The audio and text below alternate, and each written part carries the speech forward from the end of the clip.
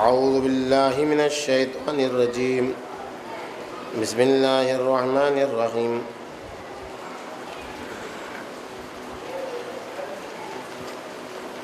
نحمدہ ونصلی علی رسولہ الکریم وأہل بیتہ الاطیبین الانجبین الاطہرین المعصومین المظلومین بہم نتولا ومن اعدائہم نتبرأ الی اللہ اما بعد فقد قال الامام الصادق علیہ الصلاۃ والسلام صلی علی محمد وآل محمد وعجل فرجہم واہلک ولعمن عادا۔ کل کی گفتگو میں نے آپ کی خدمت میں عرض کیا کہ اصول عقائد کی ضرورت کیا ہے، کیوں ضرورت ہے کہ ہم خداوند عالم کے سلسلے میں، دین کے سلسلے میں معلوم کریں۔ یہ حدیث جو سرکار امام جعفر صادق علیہ السلام سے مروی ہے کہ انا افضل الفرائض و اوجبها علی الانسان معرفت الرب والاقرار له بالعبودیہ، واجب ترین فریضہ، اوجب الفرائض، بافضیلت ترین فریضہ، ڈیوٹی، ذمہ داری کیا ہے؟ معرفت الرب ہے۔ کیوں واجب ترین اور بافضیلت ترین فریضہ؟ معصوم کی نگاہ میں معرفت رب ہے۔ اس کے سلسلے میں کل میں نے آپ کی خدمت میں عرض کیا کہ ہمیں ضرورت ہے اس مطلب کو سمجھنے کی کہ دین نے جو راستے بتائے ہیں، اسلام نے جو طریقہ بیان کیا ہے، اس کے سلسلے میں ہم تحقیق و جستجو کریں۔ کل دو مطلب میں نے آپ کے سامنے پیش کیا کہ معرفت کا حصول ضروری ہے احتمال و محتمل کے قاعدے کی بنیاد پر، چونکہ جس چیز کے بارے میں خبر دی جا رہی ہے وہ اتنی زیادہ اہم ہے کہ اگر اس پر توجہ نہ دی تو پورے سسٹم اور پورے نظام کے برباد ہونے کا خطرہ ہے۔ اگر اپنے آپ کو بچانا ہے تو ضرورت ہے کہ اس سلسلے میں جس کی خبر ایک سچے انسان نے دی ہے اور جو اتنی اہم خبر ہے، اس کے سلسلے میں ہم تحقیق کریں، جستجو کریں کہ اگر ایسا ہم نے نہیں کیا تو پھر ہمارے لیے خطرہ۔ دوسری بات جو کل میں نے آپ کے سامنے پیش کی وہ یہ کہ دین حق کی ضرورت ہے، دین حق ضروری ہے۔ ضرورت تو کل میں نے آپ کے سامنے پیش کیا کہ کسی بھی حالت میں دین انسان کو ایک جہت دیتا ہے، ایک سمت دیتا ہے، ایک راستہ دیتا ہے۔ اب دین کیسا دین ہو، یہ مسئلہ ہے۔ تو دین حق کی ضرورت تو کل میں نے آپ کے سامنے پیش کیا۔ تیسری بات جو تھی وہ یہ کہ انسان کی فردی اور اجتماعی زندگی دونوں میں دین کی ضرورت ہے۔ فردی زندگی میں، آج تیسری بحث کہ فردی زندگی میں جو دین کی ضرورت ہے، انفرادی زندگی میں جو دین کی ضرورت ہے، کیونکہ ہم نے کہا کہ دین حق کی ضرورت فردی زندگی میں بھی ہے، اپنی پرسنل لائف میں بھی دین حق کی ضرورت ہے، اور پرسنل لائف کے علاوہ سوشل لائف، سماجی زندگی میں بھی دین کی ضرورت ہے۔ تو اب جب ان دونوں میں ضرورت ہے تو دیکھنا پڑے گا کہ ان دونوں زندگی کے لائف، سسٹم آف لائف میں دین کیا کرتا ہے، ٹھیک ہے نا؟ تبھی تو اہمیت سمجھ میں آئے گی۔ بحث تو ہماری یہی ہے نا، موضوع گفتگو ہمارا تو یہی ہے نا کہ اصول دین، ضرورت، اہمیت اور فضیلت، ٹھیک ہے نا؟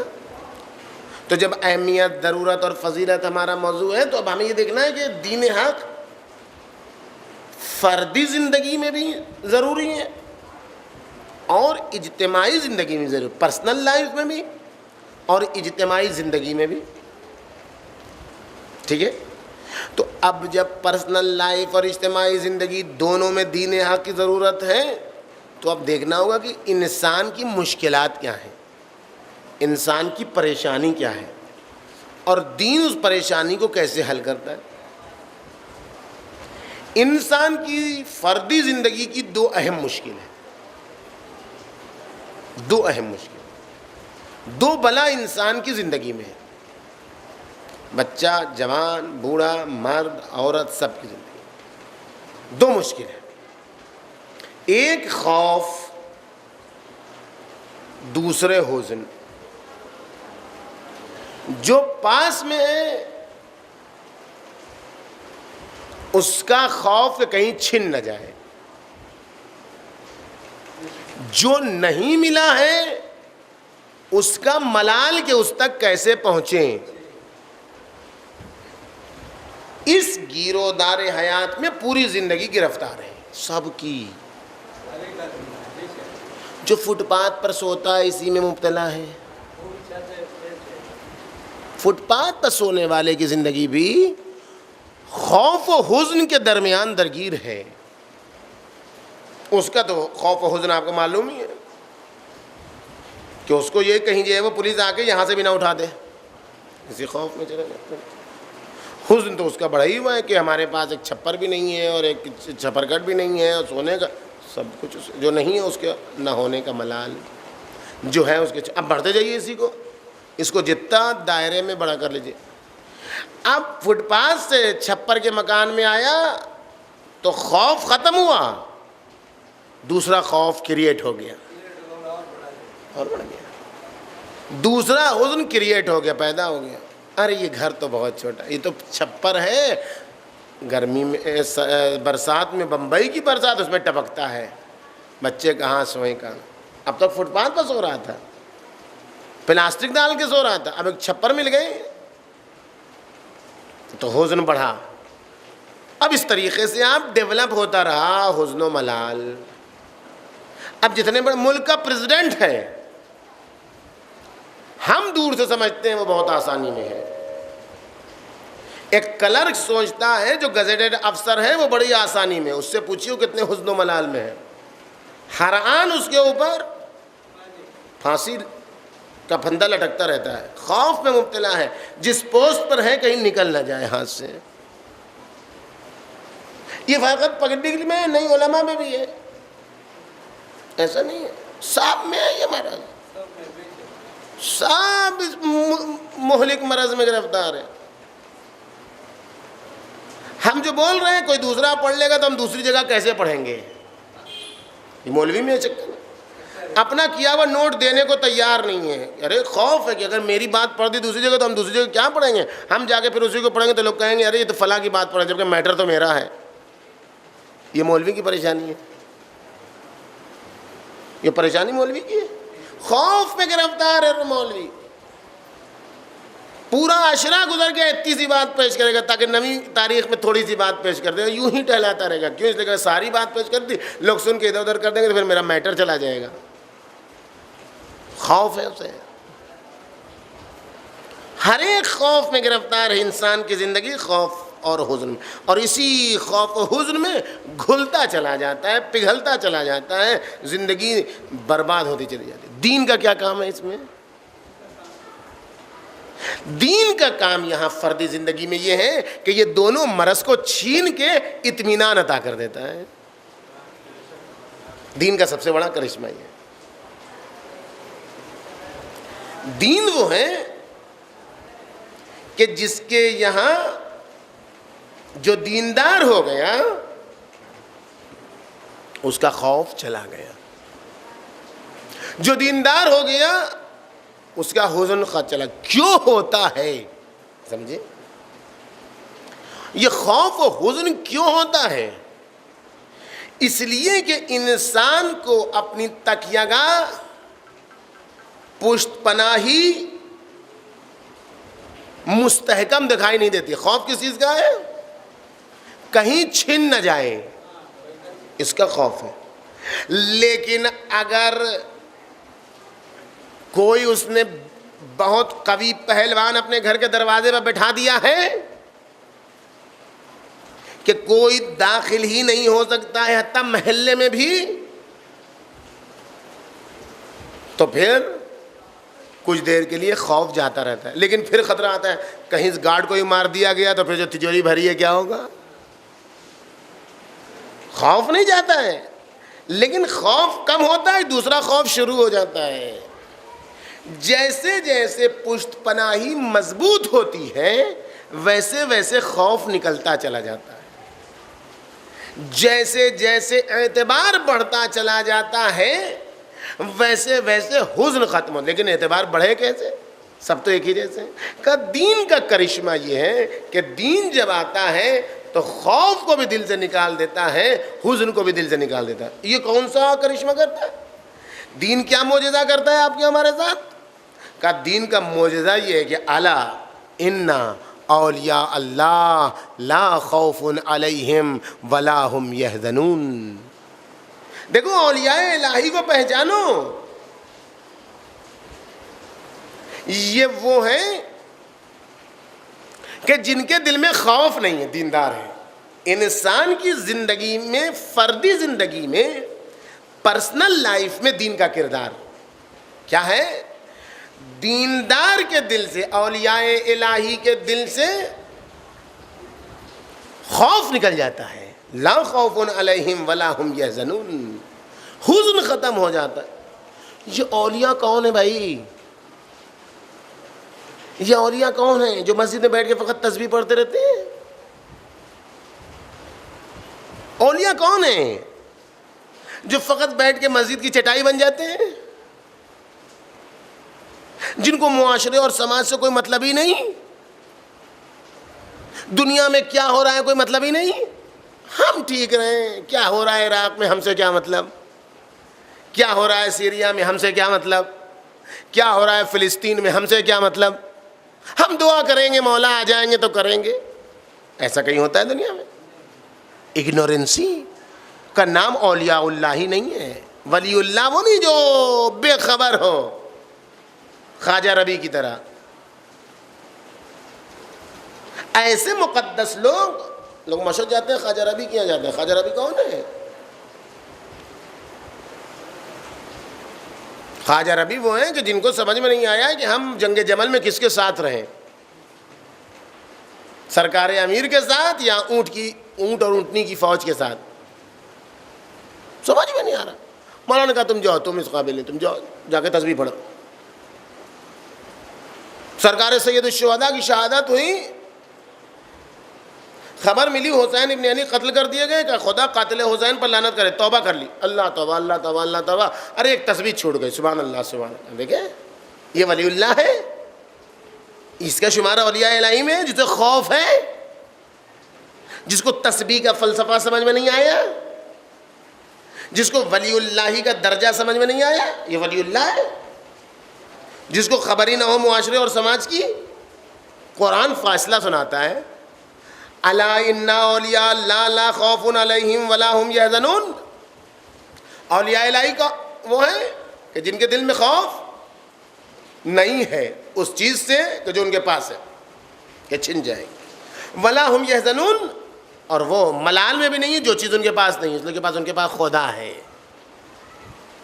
ان کے پاس خدا ہے. یہ اولیاء الہی کون ہیں؟ الذین آمنوا وَقَانُوا يَتَّقُونَ. یہ اولیاء الہی کون ہے؟ بہترین دیندار. اولیاء الہی وہ ہیں کہ جو ایمان لائے اور تقوی مسلسل برقرار رکھتے ہیں. تقوی کیا ہے؟ وہ یہی تو دینداری ہے. تقوی تسبیح پڑھنے کا نام نہیں ہے، مسجد میں دینداری کا نام نہیں ہے، امام باڑے میں دینداری کا نام نہیں ہے.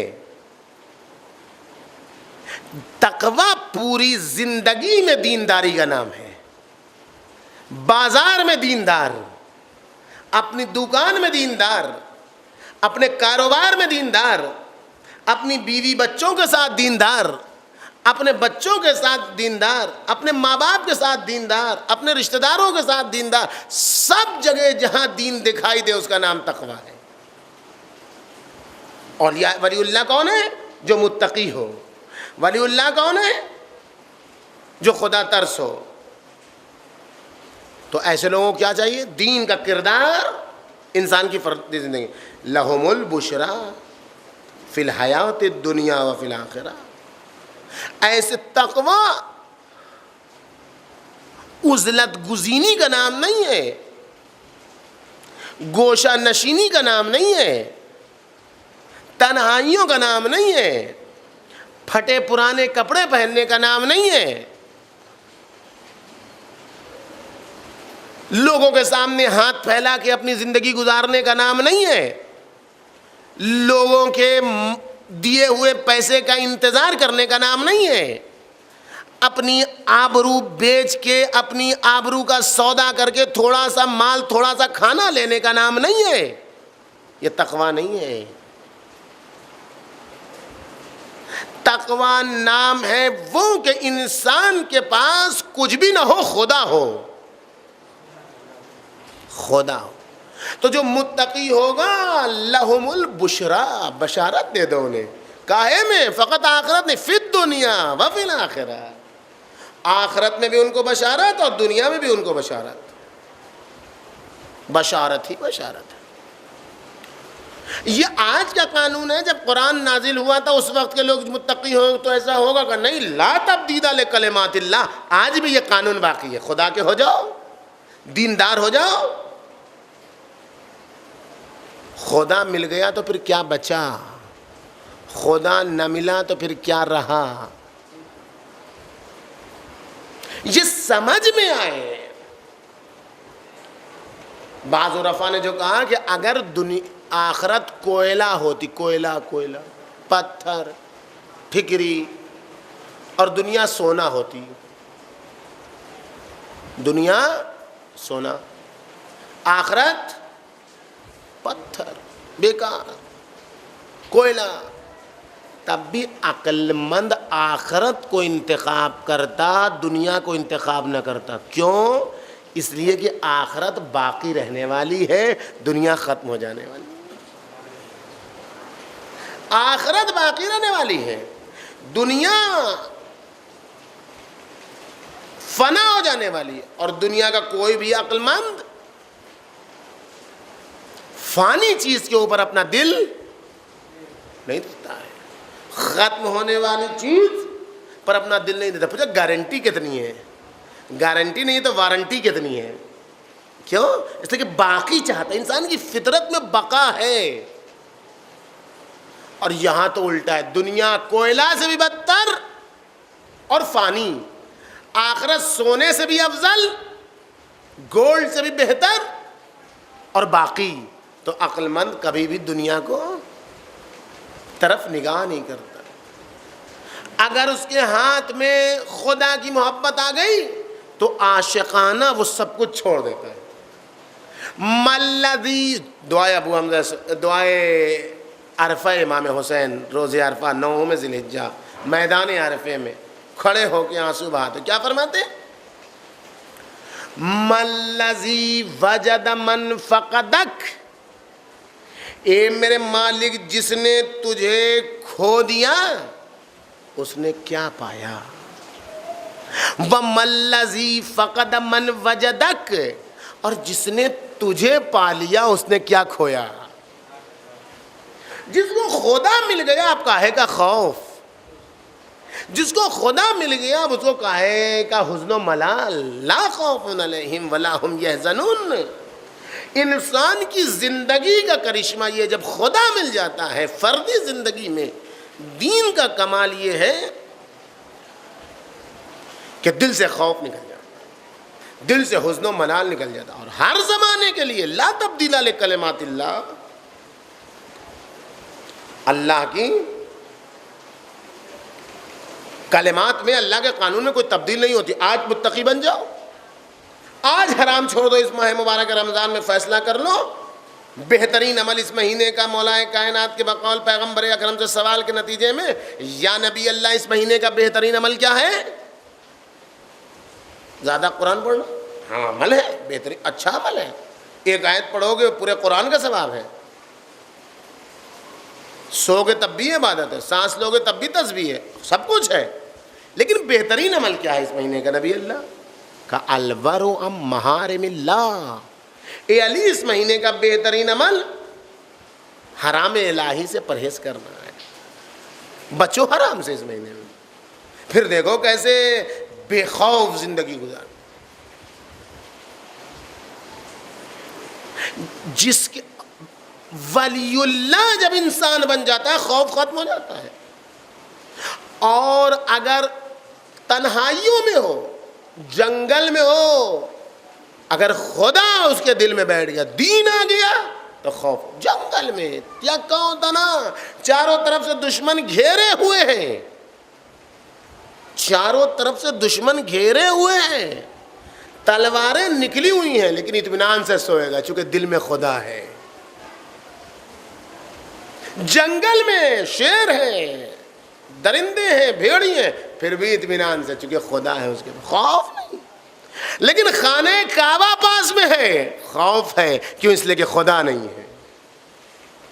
خدا کی علامت خانہ کعبہ موجود ہے, لیکن اس کے باوجود بھی ڈر ہے. اسرائیل سے ہاتھ ملائے ہوئے ہیں, دنیا کے دہشت گردوں کو پال رہا ہے. کیوں یہ دہشت گردی کیوں کی جا رہی ہے؟ اس لیے کہ اپنے آپ سے خوف کھوکھلا ہے, خدا نہیں ہے, اس لیے دہشت گردی سے اپنے خوف کو بچانا چاہ رہا ہے. یہ خوف ہے. تو پہلا اثر دین کا انسان کی زندگی میں یہ ہے کہ دو مہلک مرض انسان کے دل سے نکل جاتے ہیں, ایک خوف اور دوسرے حزن و ملال. دوسرا کردار انسان کی فردی زندگی میں, بات چونکہ بہت زیادہ ہے اس لیے جلدی جلدی مجھے خلاصے میں آپ کے سامنے پیش کرنا ہے. دوسرا کردار دین کا انسان کی پرسنل لائف میں, ذاتی زندگی میں دین کا کردار کیا ہے؟ وہ کہ جس کے پاس دین نہیں ہے اس کے پاس دولت آ جاتی ہے تو وہ پھولے نہیں سماتا ہے, پھر کسی کو دیکھتا ہی نہیں. آپ تک خوب سلام کر رہا تھا, اب سلام کا جواب بھی نہیں دیتا. کیوں؟ اس نے کہ کچھ ہو گیا نا. اور وہی مال چلا گیا تو پھر کیا ہوتا ہے؟ پھر اوقات سمجھ میں آ جاتی ہیں, پھر زمین میں آ جاتا ہے, پھر کھانے میں آ جاتا ہے. مال دنیا جانے پہ ایسا افسوس, وہی والی بات ہوتی ہے. روئے جا رہے ہیں, ابا مر گئے, کوئی مر گیا, چیلم بھی ہو گیا, پھر بھی روئے جا رہا ہے. کیوں رو رہے بھائی؟ اتنا چاہتے تھے دنیا میں جو ہے وہ مر ہی جاتا ہے. کون آیا ہے دنیا میں؟ ہم کیا رہیں گے جب نہ رسول خدا رہے. کہ اس پر نہیں رو رہے ہیں کہ ابا مر گئے, پھر کہاں پر رو رہے ہو؟ اس پر رو رہے ہیں کہ ملک الموت نے ہمارا گھر دیکھ لیا. اب اس پر رو رہا ہے بیچارہ, اب ملک الموت پھر آ جائیں گے. یہ کیا ہے؟ افسوس ہے چیز جانے کا. چیز مل گئی تو ایسے مسرور و مست. اس کا بہترین موقع کب؟ شادی. سرور میں انسان بھول جاتا ہے اللہ کو. شادی میں دیکھیے ہماری شادیوں میں کیا ہے, ہماری شادیوں میں دین کتنا ہے؟ دو. ہماری شادیوں میں دین نکاح, ولیمہ, بھئی یہی ہماری شادی. بقیہ سب کچھ نہیں ہے. کیوں ہماری شادیاں مسجدوں امام باڑوں کے ہال میں نہیں ہو پاتی ہیں؟ ہماری شادیاں, ہمارے یہاں کے نکاح مسجد اور مسجد کے باہر جو ہال ہے جو ہوتے ہیں عام طور پر، جو مسجد میں نہیں آتے ہیں، مسجد میں بھی کیوں نہیں ہو پاتے بھائی؟ کیا مشکل ہے؟ اس لیے کہ دینداری نہیں ہے۔ اگر ہم شرعی شادی کریں تو شاید ہر ٹرسٹی مسجد کو کہے آئیے بسم اللہ مسجد حاضر ہے، کوئی مشکل نہیں ہے۔ لیکن ہمیں مکس گیدرنگ کرنی ہے تو مسجد کیسے ملے گی؟ ہمیں دولہا دلہن کو ساتھ بٹھا کے فوٹو کھنچوانا اور سب جتنے ہیں رشتہ دار تو کیسے ملے گی؟ نہیں مل سکتی نا۔ اس کے لیے تو پھر ہال لینا پڑے گا، اس کے لیے تو پھر لاکھوں روپے خرچ کرنے ہوں گے، کیوں نہیں ہے؟ دین کا جو کرشمہ ہے انسان کی فردی زندگی میں وہ یہی ہے کہ جس کے دل میں دین اتر جاتا ہے تو نہ وہ جانے سے غمزدہ ہوتا ہے نہ آنے سے خوشحال ہوتا ہے۔ لِكَيْ لَا تَأْسَوْا عَلَىٰ مَا فَاتَاكُمْ وَلَا تَفْرَحُوا بِمَا آتَاكُمْ، سورہ حدید آیت نمبر 23۔ تمہارے ہاتھ سے کوئی چیز نکل جائے تو افسوس نہ کرو، تمہارے ہاتھ میں کچھ آ جائے تو اس پر شکر کرو، لَإِن شَكَرْتُمْ لَأَزِيدَنَّكُمْ، لیکن یہ کہ مست ہو جاؤ، اپنی کھال میں سمانے نہ پاؤ، سما ہی نہیں رہے، اتنے پھول گئے، جسے اردو میں کہتے ہیں پھولے نہیں سما رہے ہیں۔ کیوں نہیں؟ دین آ جاتا ہے جس کے یہاں، وہ اس کا قانون یہی ہوتا ہے لِكَيْ لَا تَأْسَوْا عَلَىٰ مَا فَاتَاكُمْ، جو چلا گیا اس پر افسوس کہے گا، جس نے دیا تھا اس نے لے لیا، آ گیا تو اس کا شکر ہے، نعمت بڑھے گی۔ مستی کا ہے کہ جو بے دین ہوتا ہے جب اسے دنیا ملتی ہے تو مست ہو جاتا ہے، جو دیندار ہوتا ہے جب دنیا آتی ہے تو خدا کا شکر ادا کرتا ہے۔ تیسرا فرق بے دینی اور دینی کا، جب انسان کی زندگی میں دین اتر آتا ہے فردی زندگی میں تو وہ دولت ملتی ہے جناب کہ جو کسی کو نہیں ملتی۔ وہ کیا ہے؟ وہ کیا، کون سی دولت ہے؟ وہ دولت اطمینان ہے۔ آج اس برے زمانے میں انسان جس چیز کی بھیک مانگ رہا ہے وہ چیز اسے نہیں مل رہی، اس کا نام ہے سکون۔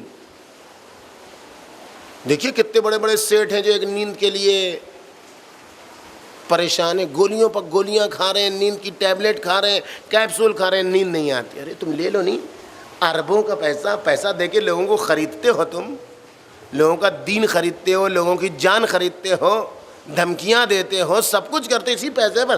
ہو طاقتور تو ایک نیند خرید لو۔ کیوں نیند چلی گئی تمہاری؟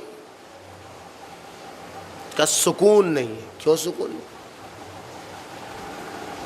سکون خدا کی ذات سے آتا ہے۔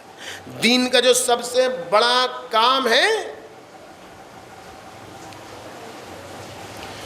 انسان کی فردی زندگی میں بے چینی کو سکون میں تبدیل کرتا ہے۔ بے چین انسان سکون، اپنے عمل پر تقلید کیا ہے؟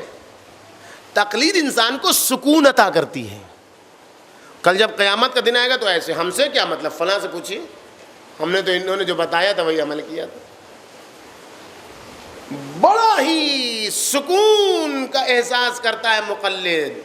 اس لیے کفایہ میں آخوند خراسانی نے کیا کہا، تقلید در واقع فقیہ کی گردن میں پھندا ڈالنا ہے، خود آزاد ہو جانا ہے۔ اس کی گردن بیچارے کی پھنستی ہے کہ جو فتویٰ دیا ہے کل اس سے پوچھا جائے گا۔ وہ امام خمینی کا معروف واقعہ ہے، شاید آپ لوگوں نے بھی سنا ہوگا۔ ایک صاحب گئے بڑی رقم لے کے نجف میں، تھیلی لے کے پوری، اس میں پیسہ بھرا ہو، ان کا دفتردار تھا وہ جو لکھتا تھا، آدمی کے ساتھ تھے، وہ جا کے دیا، اس نے رسید کاٹی، بسم اللہ۔ اب ان کا منہ پھول گیا، تو بڑا بے ادب ہے، کیا ہو گیا؟ اتنا پیسہ دیا ہم نے، شکریہ بھی نہیں ادا کیا، ہے نا؟ ہم خمس کے پیسے سے لوگوں کا دین خریدنا چاہتے ہیں، ہم خمس کا پیسہ ایسے دیتے ہیں جیسے لگتا ہے کہ اپنا ذاتی مال کسی کو دے رہے ہیں، اس کا مال اس کو دے رہے ہیں، اس پر حق جتا رہے ہیں۔ خمس کی رقم دے کے ہم چاہتے ہیں کہ میرا غلام ہو جائے۔ ارے بھائی تمہاری گردن پر حق تھا، تم نے دے دیا، کون سا احسان کیا؟ اپنا ذاتی مال نکال کے دو تب پتہ چلے، یہ تو دوسرے کا حق تھا، تمہاری گردن پر تم نے دے دیا، کون بڑا کرشمہ کیا؟ کیا کیا تم نے؟ کچھ بھی تو نہیں کیا، واجب حق ادا کیا، شکریہ ادا نہیں کیا۔ اس نے جا کے دے دیا، اس نے جا کے یہی بات امام خمینی سے کہہ دی جو ساتھ آتے، بھائی آپ کے یہاں کا تو وہ جو پیسہ لینے والا بڑا بے ادب ہے۔ اس نے ایک شکریہ بھی ان کا نہیں ادا کیا، کہا اچھا ایسی بات ہے، ایک پرزی، ایک پرزہ ایک چھوٹے سے کاغذ پر لکھ کے دے دیا، جو اس کو دے دو۔ وہ لے جا گئے اور پورا پیسہ اس نے واپس کر دیا۔ اب تو ان کے ہاتھ پیر پھول گئے، یہ کیا ہوا؟ پیسہ کہا ہم کو یہی کہا گیا پیسہ واپس لے کے آئے۔ ارے اس نے تو پیسہ واپس کر دیا، ٹھیک تو واپس کیا، بجائے اس کے کہ تم شکریہ ادا کرو کہ تمہاری وبال جان کو ہم نے اپنی گردن پر لے لیا۔ تم تو کل کہو کہ میں نے خمینی کو دے دیا تھا، میری کیا ذمہ داری تھی؟ ہم کہاں خرچ کریں گے اللہ ہم سے پوچھے گا، تو تم نے اپنا وبال جان ہماری گردن پر ڈال دیا، پھر بھی تمنا یہ رکھتے ہو کہ ہم شکریہ ادا کریں۔ شکریہ تو تم کو ادا کرنا چاہیے کہ تمہاری مشکل کو ہم نے اپنی گردن پر لے لیا۔ تو تقلید سکون کا ذریعہ ہے، اسی لیے جو لوگ مخالف تقلید ہیں دیکھیں بے چین ہیں، ان کو کہیں وہ نہیں، ہر آنے کی نئی بات بے چینی ہوتی ہے، نہیں سکون نہیں ہے، دین نہیں ہے۔ دین کا کردار فردی زندگی میں کیا ہے؟ سکون آور ہے۔ پس فردی زندگی میں دین کی ضرورت سکون آور ہے۔ انسان کو سکون ملتا ہے دینداری سے۔ کہاں سے یہ بات آپ نے کہی؟ اقیم الصلاۃ لذکری، نماز کاہے کے لیے پڑھو؟ نماز کاہے کے لیے پڑھے بھائی؟ کیا میری نماز پڑھنے سے اللہ کو بڑھ جائے گا کیا؟ نہ پڑھیں گے تو کیا اللہ کو کمی؟ نہیں بھیا، کچھ نہ ہوگا اللہ کو۔ پوری دنیا مل کے جو ہے وہ کافر ہو جائے پھر بھی اللہ کی اللہیت پر اتنا سا اثر نہ ہوگا، اور ساری دنیا مل کے جو ہے وہ نماز پڑھنے لگے تب بھی اللہ کی الوہیت میں اتنا سا اضافہ نہ ہوگا، کچھ نہیں ہوگا۔ اللہ کو کیا ہوگا؟ اللہ بے نیاز ہے۔ پھر کیوں پڑھو نماز؟ تاکہ بینک بیلنس ہو جائے بھائی۔ پھر کس لیے پڑھو نماز؟ تاکہ گھٹے ہو جائیں۔ پھر کس لیے پڑھو بھائی نماز؟ کیا نماز پڑھیں مولانا صاحب؟ کیا ضرورت ہے اللہ کو روزہ رکھنے سے؟ کہ اللہ میاں کا پیٹ بھر جائے گا؟ نہیں بھائی، اقیم الصلاۃ لذکری، نماز پڑھو میری یاد کے لیے۔ اسی لیے سرکار سید الشہداء نے ابو ثمامہ کو نمازی ہونے کی دعا نہیں دی ہے۔ اللہ اکبر۔ جب ابو ثمامہ نے کہا کہ مولا نماز ظہر کا وقت قریب ہے، کیا بہتر ہوتا کہ زندگی کی آخری نماز آپ کے ساتھ پڑھ لیتے؟ ایسے دیکھا ہاں نماز کا وقت آ گیا۔ قد ذکرت الصلاۃ، اے ابو ثمامہ تم نے نماز کو یاد کیا، تو پھر قد جعلک اللہ من المصلین، نہیں، اللہ تمہیں نماز گزاروں میں شمار کرے، یہ دعا نہیں ہے۔ نماز گزار تو بہت بھرے پڑے ہیں دنیا میں، وہ جو ننھے ننھے بچوں کو قتل کر رہا ہے وہ بھی نمازی ہے، وہ جو عورتوں کو بیوہ کر رہا ہے وہ بھی نمازی ہے، وہ جو دوسرے ملکوں سے آ کے کسی ملک کے امن و امان کو غارت کر رہا ہے وہ بھی نمازی ہے، وہ جو کسی ملک کے چین سکون کو غارت کر رہا ہے وہ بھی نمازی ہے۔ نہیں جناب، جو قاتل حسین تھے وہ بھی نمازی تھے۔ جلدی جلدی قتل کرو حسین کو، نماز عصر کہیں چھوٹ نہ جائے۔ نماز عصر کی جلدی میں سرکار سید الشہداء کو جلدی جلدی قتل کرو۔ آج آپ دیکھ نہیں رہے ہیں، سر کاٹ رہا ہے، کاٹنے کے بعد گولیاں مار کے ختم کر رہا، پھر مڑوڑ کے توڑ کے سر کاٹ رہا، اللہ اکبر اللہ اکبر اللہ اکبر، اور وہ جو قتل ہو کے گر رہا ہے وہ بھی کہہ رہا ہے اللہ اکبر۔ تو یہ اللہ اکبر کہنا کرشمہ تھوڑے ہی ہے، اس کی زبان اللہ اکبر کہہ رہی ہے نا۔ مذہقہ دیکھیے اسلام کی تقدیر کے ساتھ سر قلم شہکا ہوا نعرہ تکبیر کے ساتھ، حسین ابن علی کا سر قلم وہ سب دیکھا اللہ اکبر اللہ اکبر، مذہقہ نہیں اسلام کی تاریخ کے ساتھ۔ تو نمازی ہونے کی دعا سرکار سید الشہداء نے نہیں کی ابو سمامہ کے لیے، پھر کیا کیا؟ قد جعلک اللہ من المصلین الذاکرین، اللہ تمہیں ان نماز گزاروں میں شمار کرے جو اللہ کی یاد میں رہ کے نماز پڑھتے ہیں۔ یہ ہے جو اللہ کی یاد میں رہ کر نماز پڑھے گا اسے کیا ہوگا؟ اقم الصلاۃ لذکری، نماز پڑھو میری یاد میں رہ کر۔ اچھا نماز عبادت الہی اگر یاد الہی میں ہو تو اس کا فائدہ مولانا صاحب قرآن پڑھو، الا بذکر اللہ تطمئن القلوب، اللہ کی یاد، ڈپریشن سے نجات، مایوسی سے نجات، افسردگی سے نجات، پریشانیوں سے نجات، بے چینیوں سے نجات، کس چیز میں؟ الا بذکر اللہ تطمئن القلوب۔ یاد رکھو کہ خدا کی یاد ہی دلوں کو اطمینان بخشتی ہے۔ اطمینان حاصل اگر ہو جائے تو پھر کیا ہوگا؟ خدا کی یاد اگر دل میں اتر آئے تو پھر کیا؟ اطمینان، سکون، چین۔ دین کا کردار زندگی میں یہ ہے کہ پہلے خوف کو چھینتا ہے، حزن و ملال کو چھینتا ہے، تقویٰ دیتا ہے، ایمان دیتا ہے۔ دین کا دوسرا کردار انسان کی زندگی میں نہ بے جا خوش ہوتا ہے نہ بے جا غمزدہ ہوتا ہے۔ دین کا تیسرا کردار انسان کی زندگی میں، فردی زندگی میں، پرسنل لائف میں انسان کو سکون عطا کرتا ہے، اور جس کو سکون مل جائے وہ کیا ہوتا ہے؟ یا ایتھا النفس المطمئنہ ارجعی الی ربک راضیۃ مرضیہ، اے نفس مطمئنہ اس حال میں اپنے رب کی طرف پلٹا کہ تیرا رب تجھ سے راضی ہے۔ اس کا چشمہ ہے، ساری عبادتیں اس پر کہ اللہ راضی ہو جائے۔ سارے مسلمان یہی تو دعا کر رہے ہیں، اور کیا کرتے ہیں؟ دعا قبول ہوگی نہیں ہوگی یہ ایک الگ مسئلہ ہے نا، کرو بھائی دعا، تو فرشتے جانتے ہیں کس سے اللہ راضی ہوگا کس سے راضی نہیں ہوگا۔ ہم کہتے ہیں اللہ راضی ہوگا، اگر مستحق نہیں ہوگا راضی ہونے کا تو اللہ لعنت بھیجے گا، لیکن دعا کرو، اچھی بات ہے، مسلمان کو ایک دوسرے کے لیے دعا کرنی چاہیے۔ تو سب کی نماز اللہ راضی ہو جائے، سب کا روزہ اللہ راضی ہو جائے، سب کی عبادتیں، یہی اچھی بات بھی ہے، اللہ کی رضایت کے لیے پڑھنا چاہیے، شیطان کی رضایت کے لیے تھوڑا پڑھنا چاہیے۔ لیکن جو نفس مطمئنہ کے درجے میں پہنچ جاتا ہے اس کو خدا تمغہ دیتا ہے، راضیہ، تم سے اللہ راضی ہو گیا، اب تم اللہ سے راضی ہو جاؤ۔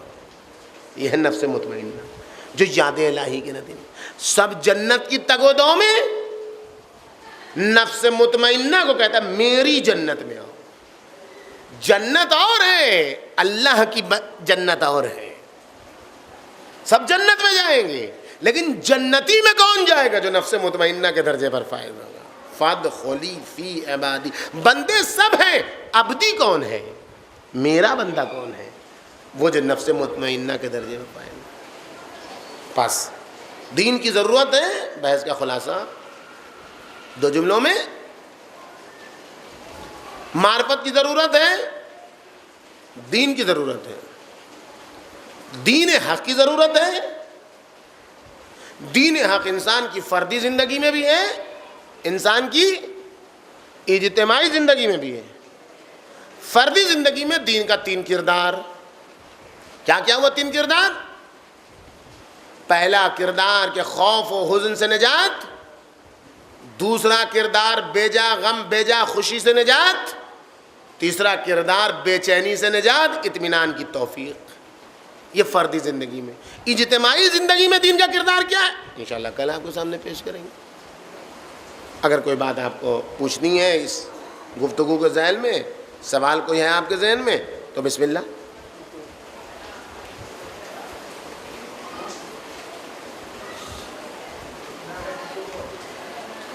کسی کو سوال ہے تو پوچھنا ہے پوچھ لیں۔